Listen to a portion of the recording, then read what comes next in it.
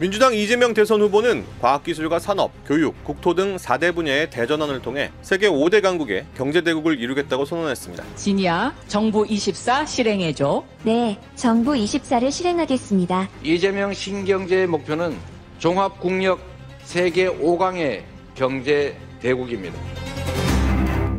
예, 어제 이 시간에는 국민의힘 이준석 대표를 만났었죠. 국민의힘은 내용에서 벗어나서 정책들을 쏟아내고 있는데 어제는 아이 갖기 원하는 국민에게 부모 급여를 또 소상공인 임대료 나눔 정책 이런 것들을 발표했습니다. 민주당은 어제 이재명표 신경제 공약을 발표했는데요. 135조 원을 투자해서 디지털 대전환을 이뤄내겠다 했습니다. 디지털 대전환.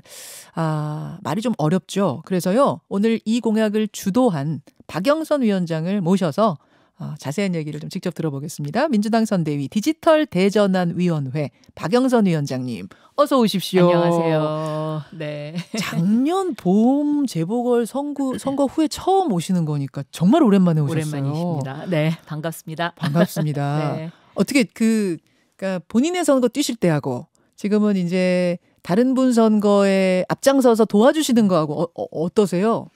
세상 일이 쉬운 게 어디 있습니까?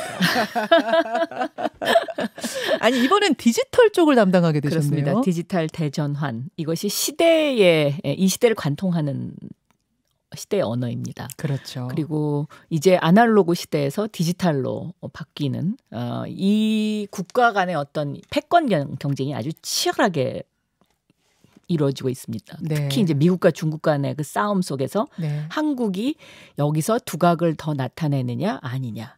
이 아주 정말 중요한 시기입니다. 진짜 중책을 맡으셨어요. 네. 그래서 어제 발표한 디지털 대전환 위원회의 1호 공약을 보니까 135조 원을 투입해서 100만 명의 디지털 인재를 키워내고 새로운 일자리 200만 개를 그 디지털 쪽에서 만들어내겠다 이러셨거든요. 좀 구체적으로 쉽게 어떤 겁니까? 이제 나라의 크기가 디지털의 크기입니다. 이제 과거 아날로그 시대에는 대한민국은 한반도에 머물러 있었지만 이제는 상상 속의 디지털, 글로벌 디지털이 다 영토입니다. 그래서 젊은이여 디지털 영토를 점령하라. 이것이 이재명 후보의 메시지입니다. 네. 특히 이제 일자리 관련해서 요즘 이제 젊은이들이 정말 취직하기 힘들다고 이야기를 하는데 네. 사실은 이 일자리 부분과 관련해서 디지털 부분은 작년 한 해만도 12.6%의 증가를 보였습니다. 그러니까 여기는 일자리가 있고 여기서 사람을 찾고 있는데 네. 이러한 그 디지털과 관련된 소프트웨어를 구사할 그러한 인력이 모자라는 겁니다. 일자리는 계속 생기는데 그 기술이 있어야 하는 거니까. 그렇습니다. 그 기술을 가진 사람이 부족한 곳이 그렇습니다. 그곳이에요. 그래서 디지털 인재를 양성하겠다. 예. 디지털 인재를 그런 면에서 양성해야 되는 것이 네. 국가의 지금 책임이다. 책무입니다. 그리고 이것이 얼마나 필요하냐. 100만 명 정도는 양성을 해야 네네. 한국이 글로벌 선도 국가로서 자리매김할 수 있겠다. 각 나라마다 이것은 다 난리입니다. 네. 뭐 AI를 구동하는 것도 그렇고 모든 것이죠. 그래서 이것을 근데 어떤 방법으로 양성을 할 것이냐. 네. 휴먼 캐피탈 방식을 도입하겠다. 이 휴먼 캐피탈이란 국가가 먼저 교육비를 지원하고 네. 취직이 잘 되면 나중에 갚아라. 반환하는 그러한 알겠습니다. 정책입니다. 네. 자, 이것이 이제 디지털로 그리는 일자리 정책이 되는데 결국 이제 일자리 만들기는 정부 혼자 되는 건 아니고 기업과 정부와 그렇습니다. 국민, 사람이 함께 가야 하는 길인데 실은 요 며칠 사이에요. 주요 기업들의 오너 리스크가 불거졌습니다. 우선 대표적인 IT 기업이죠. 카카오에서는 카카오페이 대표가 자신이 가진 스톡 옵션을 대량 매각하면서 그 회사 주가가 폭락하는 일이 벌어졌어요. 결국은 자진 사퇴까지 했는데 네. 전임 중소벤처기업부 장관으로서 이 상황은 어떻게 보고 계셨어요? 참 안타까웠습니다. 카카오는 우리나라로 치면은 이제 삼성, LG, 뭐 현대 이런 이제 그 제2세대 예. 기업인데요. 이 기업가 정신이 결여된 거죠. 그러니까 사회적 책임과 관련된 부분, 이런 부분이 결여된 이제 개인의 어떤 행동을 한 것인데 네. 저는 이렇게 제2세대 기업에서 이런 일이 있었다는 것이 굉장히 안타깝습니다. 미국의 실리콘밸리가 지속 가능한 것은 바로 이러한 기업가 정신, 사회적 책임, 기업가들의 이러한 것들이 확고하게 자리 잡고 있기 때문인데 아직까지 우리나라는 이런 것이 굉장히 아직은 좀 자리를 못 잡았구나 하는 그런 생각이 들고요. 네. 또 이제 이거 말고도 또 이제 그 재벌 3세들의 어떤 그 가벼운 행동.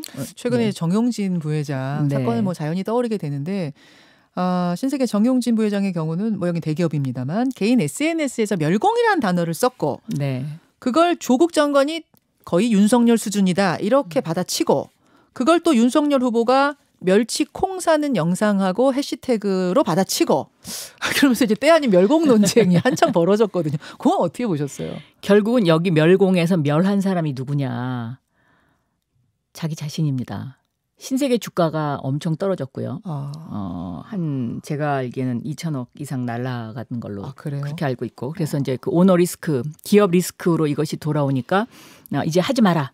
이제 이런 이제 것이 생기고 또 여기에 상처를 받은 분들이 바로 소상공인과 자영업자들입니다. 소상공인 자영업자는 어떤 말씀이실까요? 왜냐하면 이제 그 대통령 후보 정도 되면 내가 하는 행동이 우리 사회 전반에 어떤 영향을 미칠 수 있을까를 좀 심사숙고할 필요가 있죠. 그런데 즉흥적으로 이제 그 뭐 달파 멸콩 이 논쟁에 윤석열 후보가 가담하지 않았습니까? 그러면서 이제 특정 대기업의 마트를 장보는 이제 이런 상황에서 코로나로 가뜩이나 힘든데 소상공인과 자영업자들을 먼저 생각하는 마음.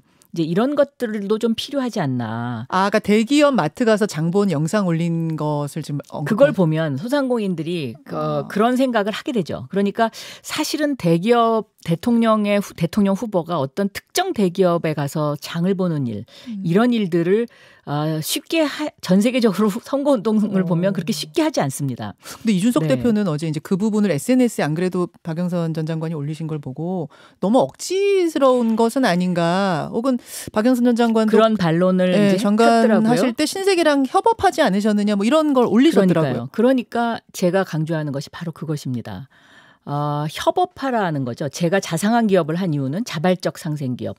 대기업이 대기업 혼자만 잘 나가지 말고 소상공인과 자영업자와 함께 가자. 이제 이런 어떤 그 의미를 담은 것이었고요. 그리고 이것은 이제 예를 들어서 이런 겁니다.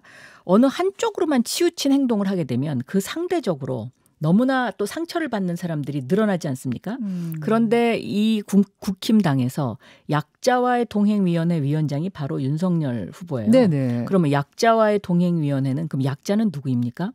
이런 어떤 반문을 할 수가 있는 것이죠. 그러니까 멸공 논쟁 진행되는 와중에 또 그 부분을 중소벤처기업부 장관이시다 보니까 그 부분을 또 눈에 띄게 보셨군요. 네, 그렇습니다. 네. 알겠습니다. 선거 얘기를 조금 해보죠. 구체적으로. 그 시대를 관통하는 담론, 시대 정신 이런 게 이제 대선에는 담기기 마련인데 이번 대선의 시대 정신은 뭐라고 보세요? 디지털 대전환입니다. 디지털 대전환. 네. 본인이 맡으신 거. 왜냐하면 전 사회적으로 디지털로 얼마만큼 빨리 전환하느냐. 그러니까 디지털은 속도이고 디지털은 연결이고 디지털은 투명입니다. 네. 그러니까 디지털 사회는 다 연결되는 사회고 결국은 우리 사회가 투명하게 가는 공정이라는 단어와 직결되는 단어가 바로 디지털이죠. 그래서 그런지 이번에 전개되는 선거전을 봐도요. 홍보 방식이 윤석열 후보 같은 경우에는 AI 윤석열 이렇게 발언하고 있고 이재명 후보도 이재명 플러스 해서 이제 앱에서 글로 이제 카톡으로 카톡이라고 하면 안 돼요. 톡으로 소통하는 방식 뭐 이런 것들 쓰고 계시는 것도 그런 맥락이라고 봐야 되나요? 근데 이제 이 AI 윤석열은 많은 논란이 있을 수 있습니다. 이제 예를 들면 두 사람 중에 한 사람이 물에 빠졌는데 누구를 구할까요? 여기에 대한 답. 이제 유권자가 그런 걸 물어봤을 때. 또 달파 멸콩 이런 답. 이런 것들이 그 AI가 스스로 생각해서 답하는 것이라고 김현정 앵커도 생각하세요? 글쎄요, 뭐 정확히 모르겠네요. 어떤 메커니즘인지. 상당수 국민들이 그렇게 생각합니다. 그런데 이것은 그렇지 않습니다. 그 AI 뒤에 또 사람이 숨어 있는 겁니다. 그래서 그 사람이 써주는 답을 AI가 단순하게 그냥 녹화해서 말하는 것일 뿐이거든요. 근데 이재명 플러스에서 답 쓰는 그것도 담당자가 따로 계시는 것 같던데요? 그거는 이제 챗봇 형태니까. 그러나 이거는 마치 AI가 생각을 해서 자동적으로 그런 말이 생성된 것처럼 오해하게 한다? 네, 국민들이 그렇게 느끼게 하는. 그래서 저는 이것도 하나의 허구이고 또 국민을 한편으로 보면 속이는 그러한 것일 수도 있습니다. 네, 그래서 선관위에서 이 부분을 미국에서는 이런 AI를 쓸 때 이것은 가짜다. 딥페이크다라는 것을 반드시 표시하도록 돼 있거든요. 아. 이런 어떤 우리도 규정이 반드시 필요하다라고 생각하고 있습니다. 네. 네. 오늘 나온 여론조사를 좀 보겠습니다. 네. 윤석열, 안철수 후보가 단일화한다고 가정하고 YTN이 의뢰해서 리얼미터가 조사한 거더라고요. 10일, 11일 조사했고 성인 1,011명 대상으로 한 건데 윤석열, 안철수 누구로 단일화가 돼도 이재명 후보가 뒤지는 걸로 나오는 이런 조사예요. 지금 판세 어떻게 읽고 계세요? 저는 이재명 후보에 대한 어떤 그 상승세가 차곡차곡 지금 쌓여가고 있는 관망세, 상승세 속의 관망세다라고 그렇게 보고 있습니다.